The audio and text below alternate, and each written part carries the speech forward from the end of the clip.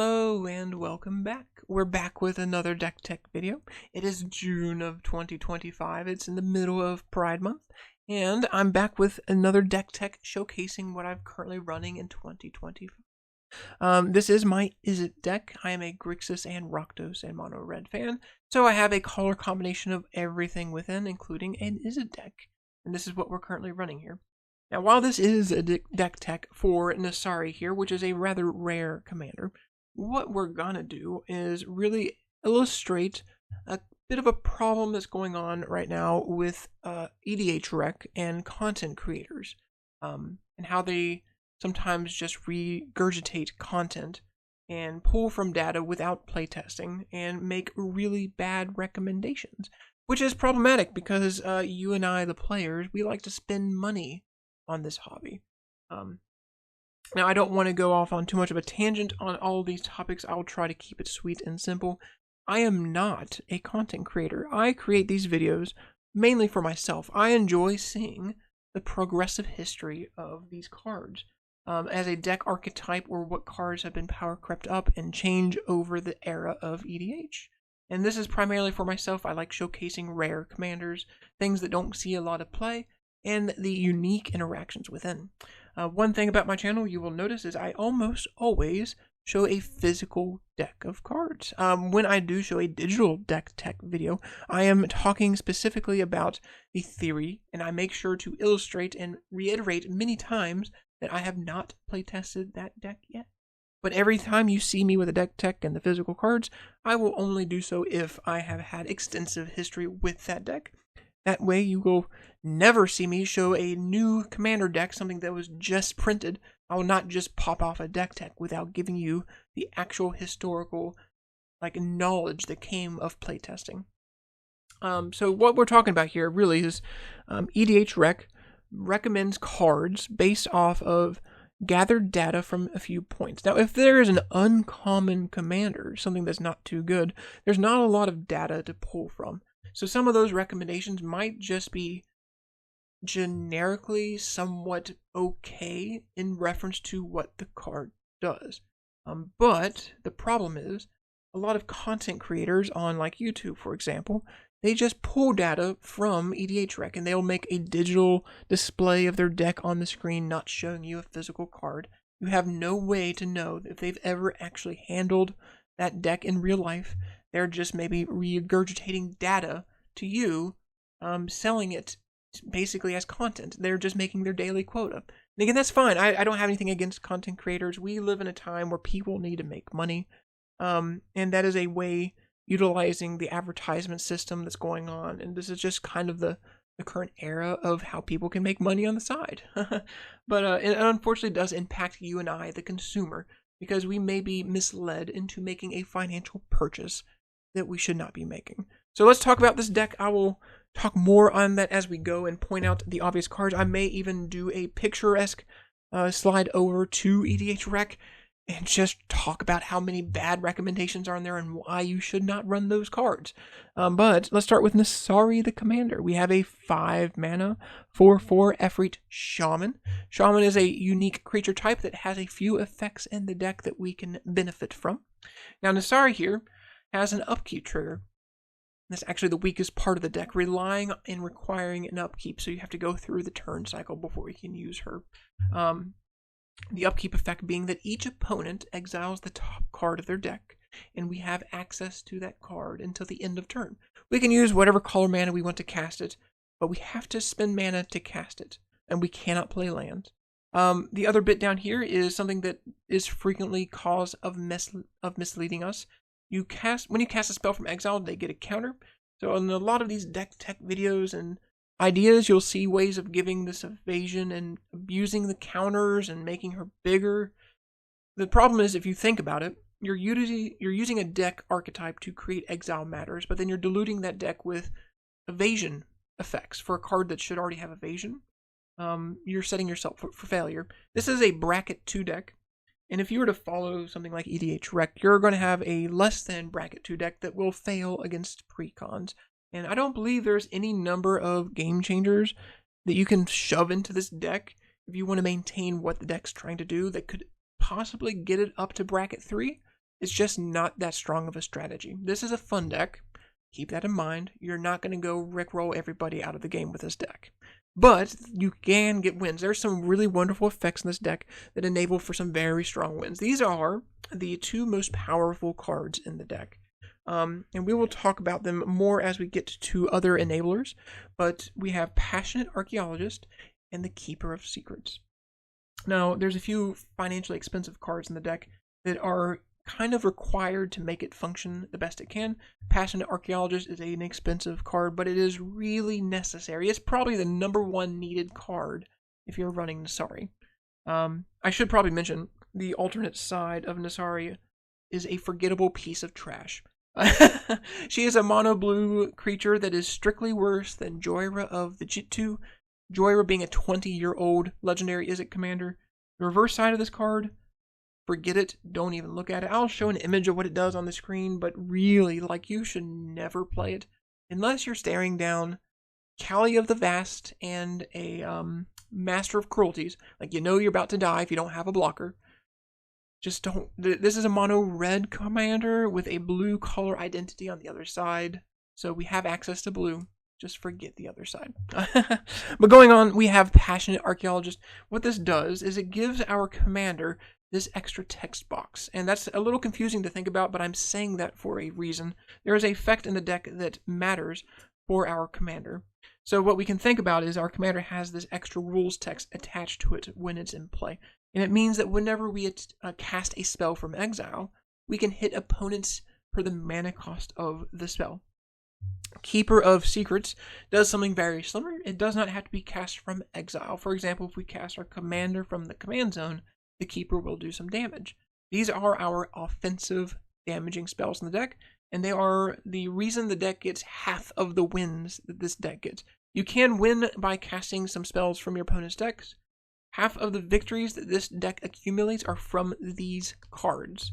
And there's another card in the deck that is the other half I'll get to. Now let's set Nassari over here, and I will go through the cards by card type this time. My most recent videos this week, I've been kind of pushing things together by what the cards do, but we'll stick with card type. Starting with creatures. Keeper of Secrets, again, is a duplicate damage effect. Very powerful card. A little financially expensive, unfortunately. It's only been printed one time in this Warhammer set. But it is kind of a highly recommended card if you want to have a good chance of winning. We have another somewhat financially expensive card is Ragavan. Make sure we have these queued up in a good lighting here. Now, the little monkey here is actually starting to fade from popularity. It's still very powerful, but it's really humorous to consider that just a few years ago this was warping formats, but nowadays it might not be good enough anymore, which... doesn't that just blow your mind? But we have a monkey. Now, the biggest flaw that I see in all these eDHrec deck tech suggestions is playing cards that exclusively exile cards from your deck, the controller of Nassari. And they're using cards like that as card advantage. That is inherently flawed, because if you use those cards to exile cards from your own deck, and the cards you exile from your own deck exile cards from your own deck. What is the net goal of that? Like, what are you doing? You're playing spells just to get one or more counters on your commander. You're not actually progressing the game. You're not impacting the board. What you can do, the better route, is to focus on cards that exile from your opponent's deck. That way, you have pseudo card advantage. You are keeping your cards in your hand, and you can use actual draw cards, but you're using your opponent's resources against them. The monkey here is fantastic. It tends to give us a treasure here and there. The dash ability giving us haste means sometimes you can hold it after a board wipe just to get an extra card. Robber of the Rich is a very fun one. The most important part of this card that you have to track is that this is a rogue, and it matters for other rogues. There are 2 other rogues in the deck. What this does, it's got the haste and the reach. That's fine. Comes in for 2 mana. If you declare this at an opponent as an attacker, and they have more cards than you, you exile the top card of their deck. It makes its own unique exile pile that you have access to only on turns you've attacked with a rogue, even if the rogue died in combat. You can suicide this in if you know you just need a card. because we have other rogues. So on a later turn, if the Robber of the Rich has died, but you have some card exiled with it, and you have a Grinzo, we'll ignore this for now, but Grinzo is a rogue, and if you attack with this Grinzo, again, even if Grinzo dies, you have access to that earlier card exiled from Robber. Grinzo here is just fantastic in general. He really does need evasion. He's probably a better commander for what this deck is trying to do. We could goad some stuff, but really he's a go wide strategy for exiling multiple stuff from multiple opponents. The final rogue in the deck is a new one, Mizio Mugger. The Blitz ability, giving us a little bit of haste, is good. It's nice to hold on to him if you know a board wipe's coming, so you can get a little bit of advantage out of him. But he's a rogue. He does the same thing. You declare him as an attacker. You have access to an opponent's spell until the end of turn. We have another slightly financial expensive card. It's only been printed this one time, I believe. It gives every spell we cast from exile the first time Cascade. And that's actually very powerful. We have a few very big spells in our deck that we can cascade into, and we can trigger this off of other effects. We have the Wand of Chaos, the Chaos Wand, and the Wand of Wonder in the deck. So we can do this on instant speed on an opponent's turn, and cloning him. If you are given options of clones, this is a fantastic thing to clone because it can very quickly get out of hand. Now this is another Shaman, and I will reiterate again why Shamans matter, because there's a card coming up that's very good for Shamans. And now we have the other Nassari, Plarg and Nassari. This is, once again, potentially a better commander. There's a little bit of confusion here. Just like the Nassari we are running, the weakness in these two is that it requires an upkeep. You have to make it through the whole turn cycle before you can get some kind of benefit off of one of them. But this is still potentially better than that Nassari because it won't whiff on land. The problem is, this one will never give you the best card. What it does, it has the same upkeep effect, but it's all players exile until they hit a non-land card, so you won't whiff on lands. But then an opponent will choose one of those cards. You will not have access to the best card. They will choose the best card. You have then access to 2 of the other 3 cards. So you will have, if you're in a 4-player game, and the opponents are actually playing correctly and not trying to just give you good value, what will happen is you'll exile the top 4 non-lands off everyone's deck. You will have access to the 2nd and 3rd best card. But yeah, beautiful artwork. I love this special foil. I don't know if this is going to catch well in the camera, but yeah, this is something I actually kind of wanted to make as the commander, but I really needed an Izzet commander in my queue. Now we have Dazzling Sphinx, another way of casting spells from the opponent's deck from exile. Cast for free, mind you. This is one of the best effects in the deck. We don't have to spend our mana. It means we can do something else with that mana. We have Etali Primal Storm, once again a potentially better commander. Many years ago, back when this card first came out, we had an Etali deck list on YouTube, which was all about just ritualing out Etali and giving it haste as quickly as possible. Still a very powerful effect. Casting spells for free is the key. We don't have to pay the mana cost for this. Oblivion Sower, I believe, when I first built this deck and I was researching the cards, this wasn't even on eDHrec.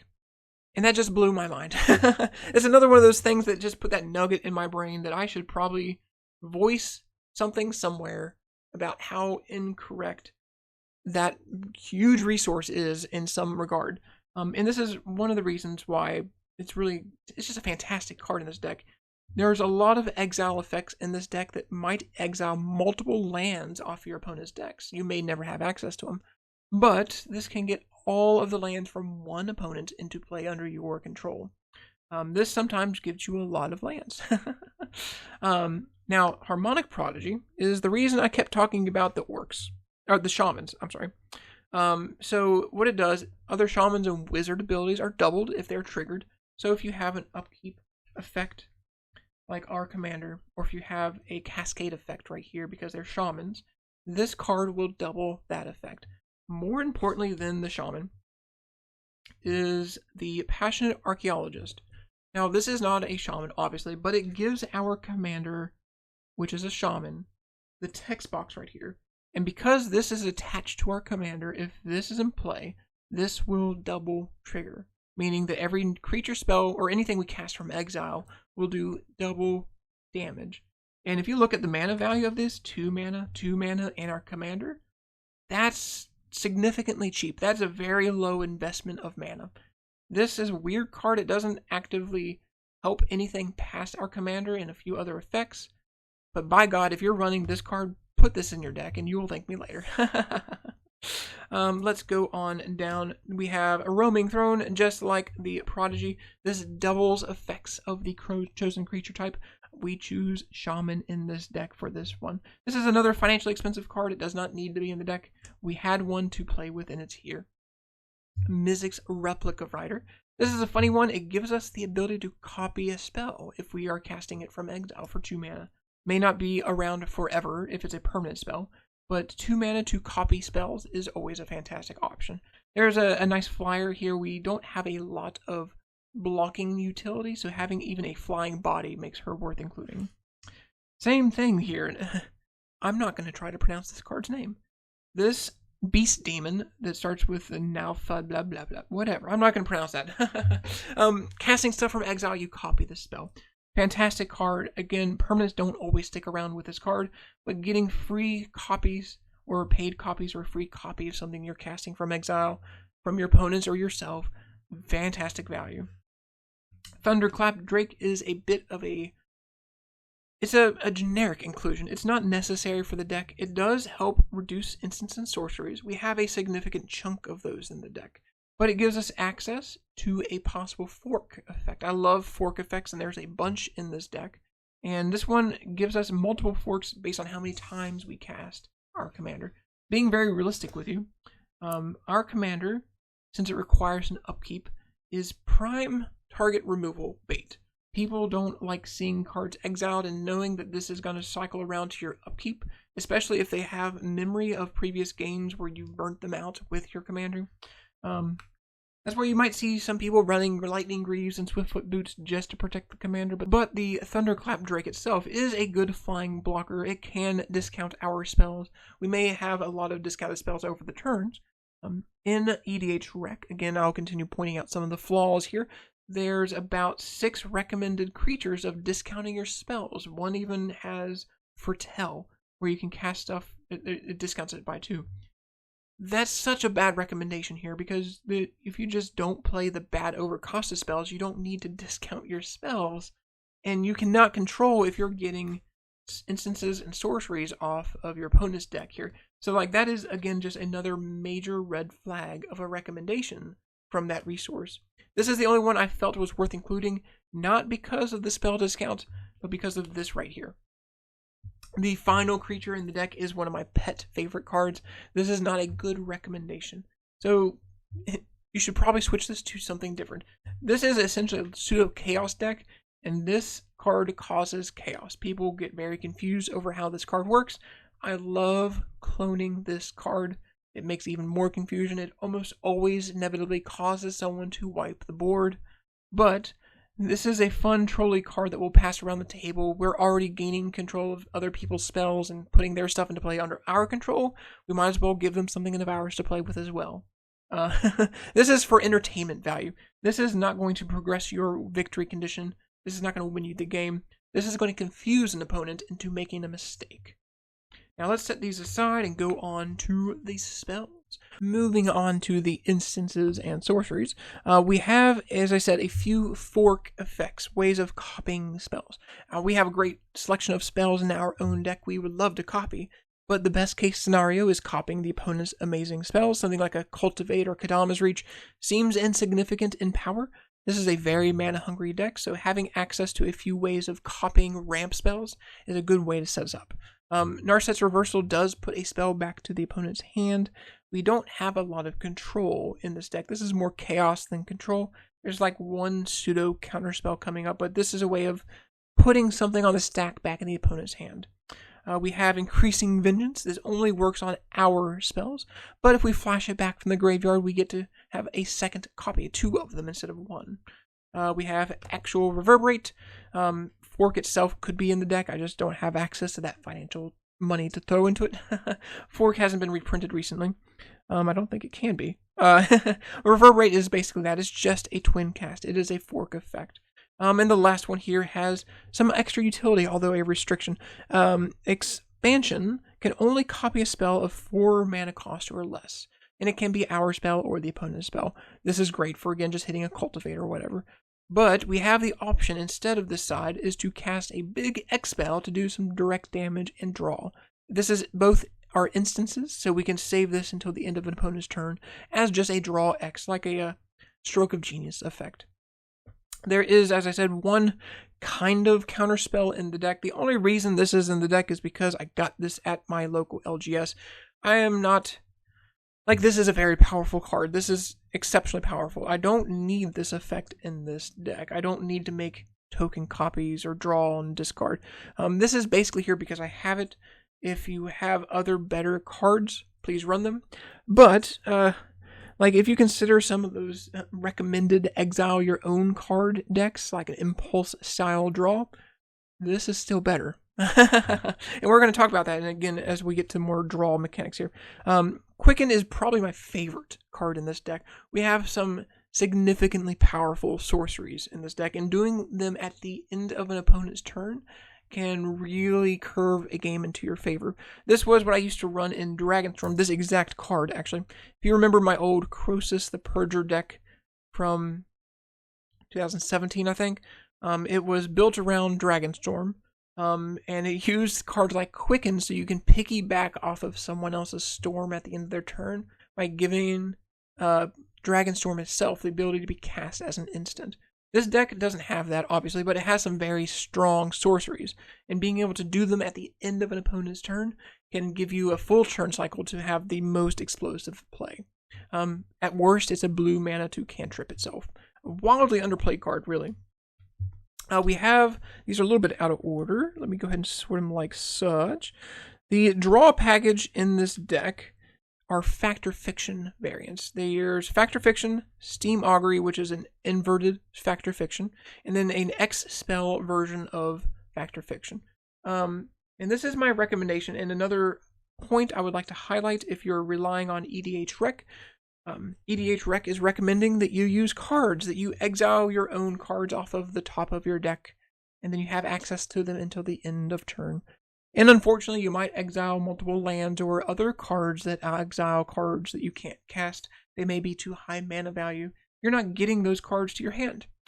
You're in blue with that strategy, so why wouldn't you actually just play a draw spell in place of those cards? You're literally sacrificing your potential draw in your deck just to have the chance of putting an extra counter or two on your commander.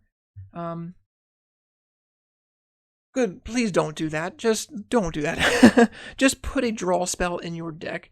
Any draw spell really is going to be better. There's other cards they were recommending, the Rousing Refrain and the blue and the red spell that go into Suspend. Because if you cast something from Suspend, it puts a counter on your commander. That's still not good enough if you actually think about how those games play out. One's a ritual, one's a draw 3, or draw something. But you're expending a large amount of mana or time to get a possible benefit. If you're spending the large amount of mana for those instant effects, sure, you will have access to them, but you're spending more mana than you should for the effect over the course of the game.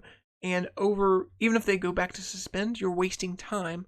You may not ever survive to see that turn. And you're not playing a time-themed deck. You can't manipulate Suspend counters. You're not playing Doctor Who cards or Joyra. These are just better. Classically proven over 20 years right here, 15 years right here. Just like, these are better cards that you should be running instead of those effects in this deck. You will have much better results. The one variant of that I have stuck with this deck, because again, I've play tested those cards. I've literally tried to see if I can make them work, is you find some prisoners. And the reason that is because this is an instant, so you can do it at the end of the opponent's turn. You exile the cards from the opponent's deck, not yourself. You are given a delayed chance to use those cards. It's not digging into your own deck, and it has the utility of being able to blow up an artifact. So this is an inclusion. Do recommend. do recommend don't play impulse draw cards. Delayed Fireball Blast, just like casting something from Suspend, if you foretell something, you are casting it from exile. And on eDHrec, it recommended all sorts of foretell cards, foretell creatures and spells. You have to really consider how playable are those cards. Are they worth including in your deck just to have the potential +1/+1 counter on your commander? This is the only playable one, I'm letting you know. This is a foretell card. You put it face down. No one knows what it is. Everyone's going to know what it is. And later on a turn, you can pay 6 and cast it from foretell. If you have an effect in your deck that lets you cast something from exile, and this is an exile face up, you still get the benefit of the more damage, which is good and it's nice to know. The final instant in the deck is an evacuation. We have some more bouncy permission stuff coming up here in the sorceries, but this is just a classically good card. Yes, you are bouncing things that you might be casting from your opponent's hand, but you need to survive, and we are not in the best of color combinations to always survive. Now let's go on to the sorceries. There are way more sorceries than instances. The first one here is Expressive Iteration. This is one of the very few cards that exiles stuff from the top of our deck that was recommended that is good enough because we can play a land. This is kind of like a ponder, and what we're looking to do is look at the top 3 cards before you play your land for a turn. But this is just generic value that can be our landfall. This is the ponder of the deck. And this artwork is beautiful. Ensnared by the Mara is the reason I actually really wanted to push this deck in this direction, because I really like what this card does. The other cards in here, the fork effects, specifically like increasing vengeance. This is not the best of fork effects. There's other better cards. Flare of Duplication is new. The Tempt is very funny and new. Wild Ricochet is an old classic. I wanted to see how many copies of this spell I can get out in one game. So I put this in the deck exclusively so I can try to flash it back. So far we're up to 4. We got 4 and started the Maras on the stack at once by copying them and copying them and copying them. Everyone just gave me the cards because they knew they were about to die. But this is a very entertaining card. It goes, Villainous Choice is a unique mechanic. It goes and resolves in turn order. It's not like everyone chooses their choices first and then it starts resolving. It is choose, resolve, choose, resolve, choose, resolve. Apex of Power is a fantastic card. This is one of the few cards that exiles cards from our deck, but it gives us the mana necessary to cast the cards, which is important. Just randomly not being able to cast for free is bad, but a 10 mana spell is extreme, and it's giving us the mana itself is the only reason this is in the deck. Now, you have to cast this from your hand to get the mana, so if you flash this back from your graveyard or something, cast this for free, you're not going to get the mana. We have another one that casts spells from exile. This one casts them for free. So this is very important because this is one of the best cards you can actually put with this style of deck. If this and like your archaeologists are out, someone's very much likely to die because you can cast a lot of spells off of this. We have a nice mixture of enchantments, artifacts, instant sorceries, and creatures, so we might be able to hit every mode on this spell. But you get an extra land, which is nice, but you have access until the end of turn to cast each of those card types you are casting, and it will trigger our counters and our burn effects. Call Forth the Tempest. Cascade is another effect that casts from exile. This is another financially expensive card. Unfortunately, it's only been printed in this one set. And this is also very expensive mana. But this is kind of a board wipe. It's not a guaranteed board wipe. You might accidentally whiff into 2 mana rocks and do nothing. But it has two effects of Cascade. So we're going to get 2 free spells off our deck, hopefully. And then we'll do some creature board wipe. This is great to cast from your exile or graveyard if you can. Knowledge Exploitation. There's a few spells that do not cast from exile, but they are doing what the deck wants to do, and that is playing the opponent's cards. So this will not trigger our commander. We are not casting anything from exile. We are casting a spell directly from the opponent's deck. It could be whatever we need to survive, ramp, board wipe. They have better cards than we do, so we're playing their cards. Bribery, same thing. We are not casting the creature from the opponent's deck. We are literally putting it into play. This will not trigger our commander. Mnemonic Deluge. Another thing that we have to be careful with, this creates copies. When you create a copy from exiling a spell, you are not casting the exiled spell. This will not trigger our burn effects, but this is such a powerful card that this will get us so much further in the game. Like, even if there's just a Cultivate or Rampant Growth, and you're spending 9 mana to get that much value out of it, that's still worth it, in my opinion. But think of all the degenerate spells that people play in this game. Any kind of tutor effect or anything like that. Any kind of bleed or something like that. Like, definitely worth running, even though it does not exile trigger our commander. We exile the spell, then create copies. Same thing. Mizzet's Mastery exiles a spell, and it creates a copy of the stack. Now, you are still casting the copy, but you are not actually casting the exiled card. But we can overload this, and we can rebuy our entire graveyard, which is usually a way of winning the game. Mitotic Manipulation is funny. We have a bunch of basic lands in the deck. This is essentially a Rampant Growth in this deck. We could hit something like a Soul Ring if someone has one in play. My mono blue deck runs the same card, and it has also hit a Rhystic Study before. I got greedy in that game. I should have taken the island. I lost, but it was funny to get a free Rhystic Study when someone had one in play too.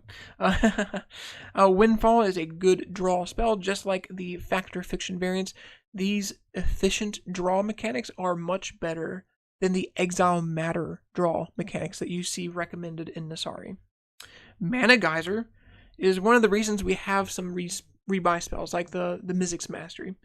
This is one of the explosive spells that allows us to have a really good game. This will allow us to chain together 2 or 3 gigantic spells that will warp the game into our favor or make us archenemy. But this is definitely worth running. This should be a game changer.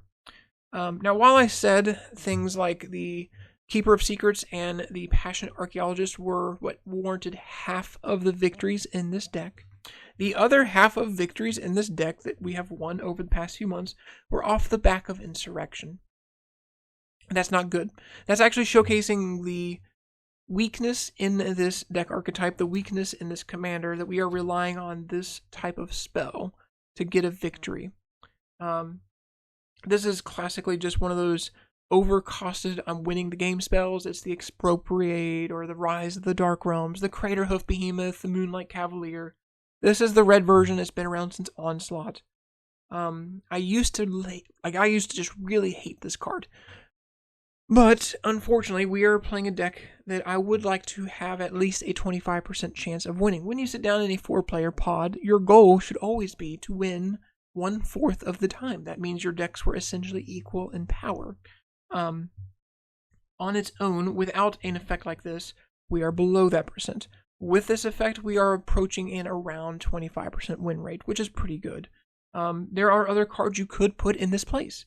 This is just the one that seems to be the most thematically appropriate for this deck, since we are manipulating the opponent's cards. We just decide to take them all into a turn. Volcanic Visions is another way of rebuying a spell from the graveyard. We have a lot of very expensive spells, and this ends up being a one-sided board wipe. Very good inclusion.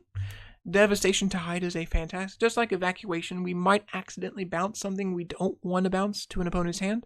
Something we spent mana casting and putting into play under our control might end up back in their hand, but we do have to survive.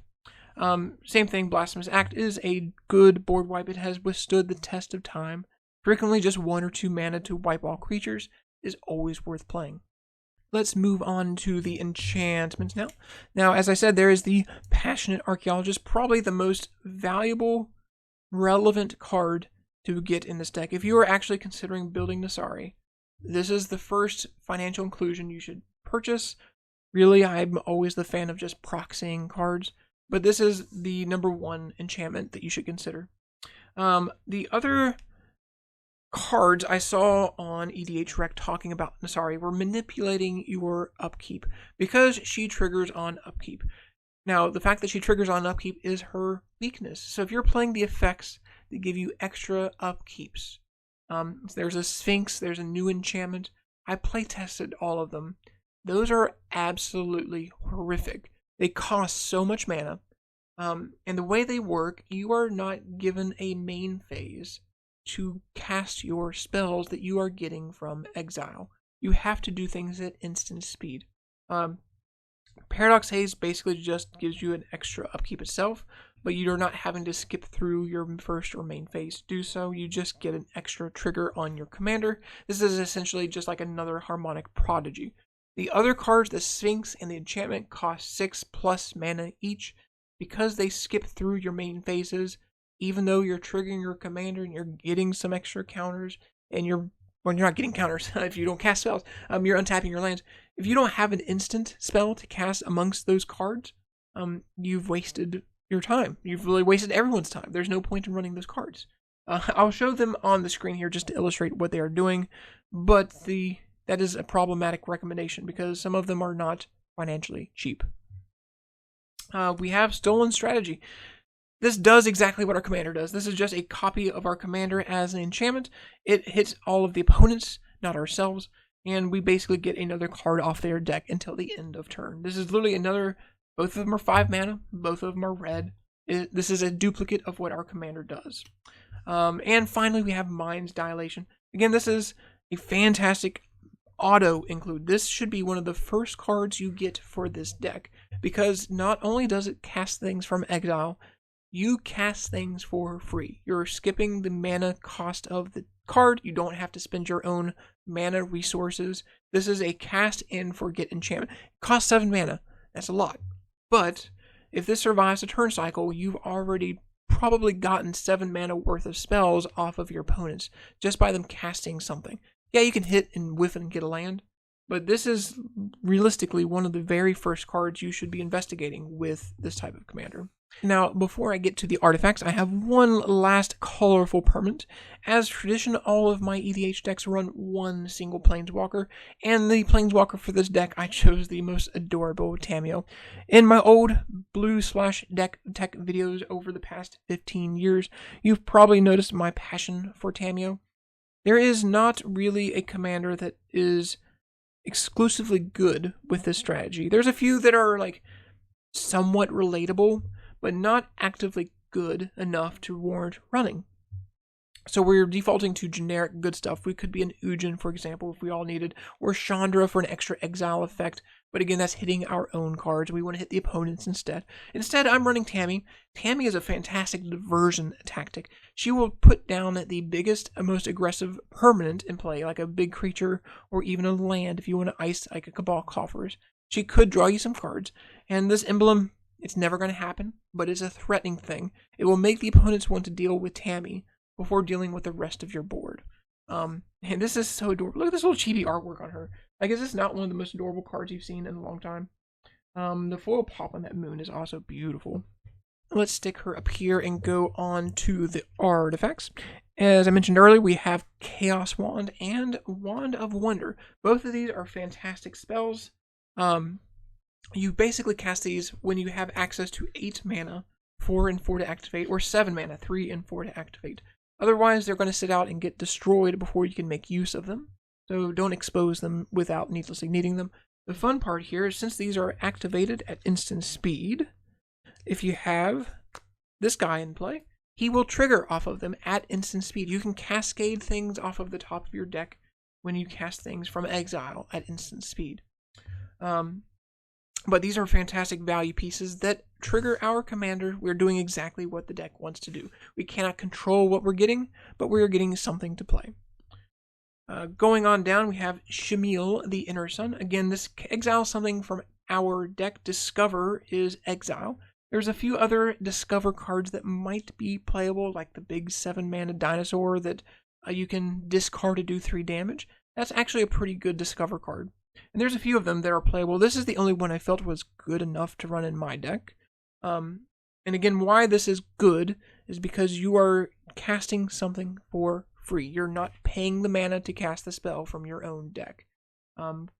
Exiling cards from your opponent's deck is fantastic. You don't care if you do or do not need to cast them. But you don't want to exile your own cards if you cannot cast them. You are losing access to those cards. You'll never get them back. Shamil will discover 5 at end step. Also makes it so all our spells can't be countered. That's not the most relevant effect, but it is still a helpful thing to have. Moving on down, we have some Swifty Boots. There's a little bit of protection here just to give Nassari some protection. Again, this is a situational thing. I don't know if this is needed at all, but this is more likely going to go on something like the Orc Shaman, the Cascade Orc, or the Demon, the Keeper of Secrets. Like, that's kind of what we really want to protect here. Now we have our mana rocks. Unlike most of my decks, we do not have a Sword of the Animist package in here. We're actually using mana rocks for our acceleration because we have to have a little bit more consistency. The reason I love using the sword package of the Sword of the Animist Bitterthorn is because it puts lands into play, and lands are the hardest to deal with interactive permanent. But unlike most of my decks, this commander is a source of card advantage. So if you get this out earlier than later, the sword package requires a little bit more time than what mana rocks offer. We have the potential for more card advantage in the long run. So mana rocks are what we're running.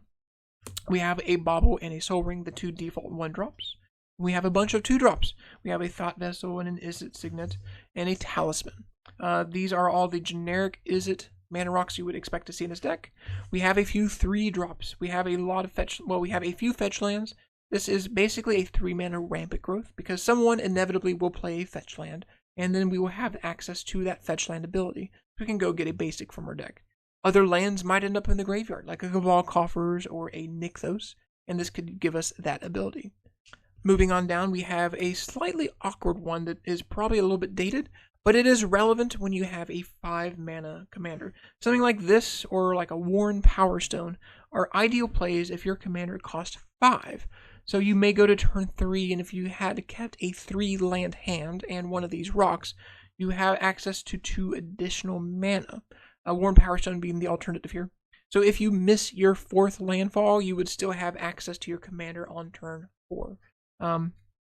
There are better options of this printed nowadays. This was a gift from a very old friend, Josh. Yes, I still have your card. So we found a use for it in this deck, mainly because it is a helpful effect to get our commander out. And we can store any color of mana on here. Finally, we have Midnight Clock, which is another 3-drop mana rock. Helps us get our commander on turn 4 if we have consistent landfalls. And it will hopefully help us recycle our graveyard at some point if we need to. This shuffles our graveyard into the deck, which can be good and bad. We cannot remove counters off of this if we need to delay it. Realistically, though, people tend to blow this up before you're given an option to draw 7. Let's wrap this deck tech up with the lands. There's a chunk of non-basic lands over here. Let's get those off first. We have these lands. These are just, there's no actual techie lands, nothing synergistic with our commander past just being color fixers. We have a command tower. We have a Scalding Tarn to go fetch a Steam Vents and the other fetchable target. These new Surveil lands are very good in a deck that runs something like a Mizzix's Mastery or any kind of rebuy effect. But that's just for color fixing. We have the Shivan Reef. I've unfortunately sold my Apocalypse Foil one a long time ago, and I do miss that card. We have a very interesting blacked out one. I love these. I know there's a lot of hate regarding this set, but I really like that style. The Old Border Sulphur Falls is also very pleasing to me. The OG Cascade Bluffs. We have some budgetary fetches. I really wish I had an extra Crucible of Worlds for this deck, just for generic value. Landfall is very important in this deck. We don't want to ever get behind on our mana, so a Crucible of Worlds would be a great inclusion, just to help us rebuy some of our fetch lands. The rest of the lands in the deck are the exact same Izzet lands you might remember from my Nim and Jory Inn deck. These are the Invasion lands, Glen Angus, and Therese Nielsen, which this is a little bit awkward. I know I might be considered a traitor to my kind for enjoying her artwork still. I'm choosing to... Well, I have not actually chosen where my stance is on that situation, but this is still such a fantastic piece of artwork. And I've had these lands for over 10 years, like since Nim. The Paint Artist was my first Izzet commander back when that was first printed, actually. The original Commander Precon came out is when Nim came out. And I think about a month or two when that came out is when I made my Nim deck. And I got these back then for her. But yeah, we've been sitting on these basic lands for a long time. Even when I sold out all my stuff in 2020, I held on to all the basics because it's easy to get money off of expensive cards that have a financial value. Well, that doesn't anymore. It used to be.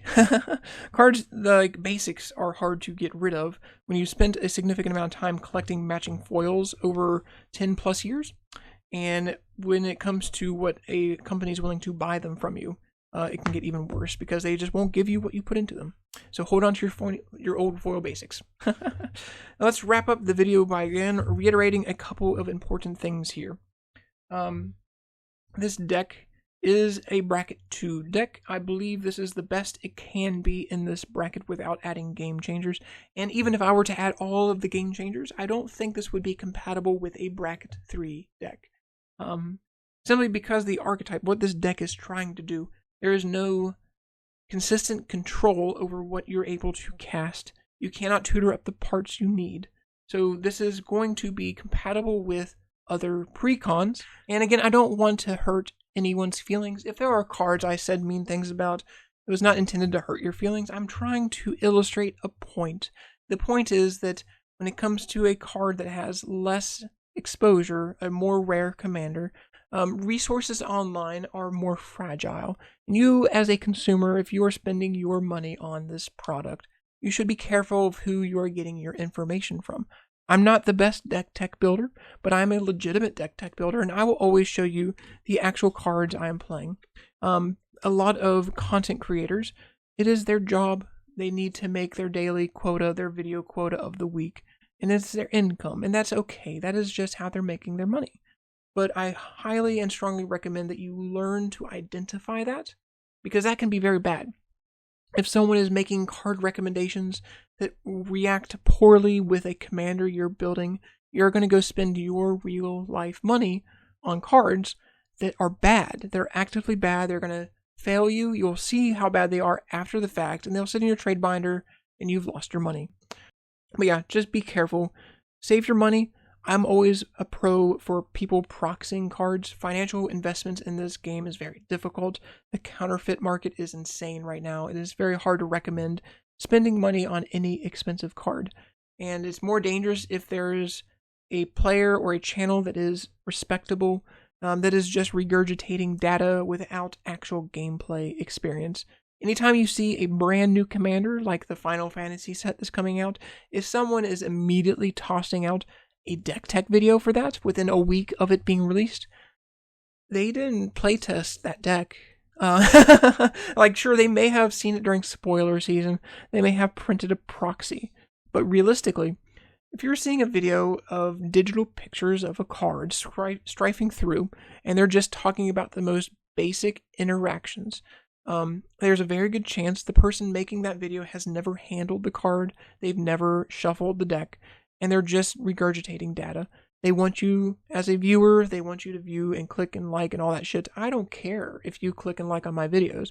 What I care about is you saving your money. But that's it for Nassari. I do hope you all have a wonderful Pride Month. And if there's any questions, if you have effects like this, like fun, unique commanders, if there's something interesting with Nassari, a fun interaction I've missed, please let me know. I'm always open and welcome. Thank you.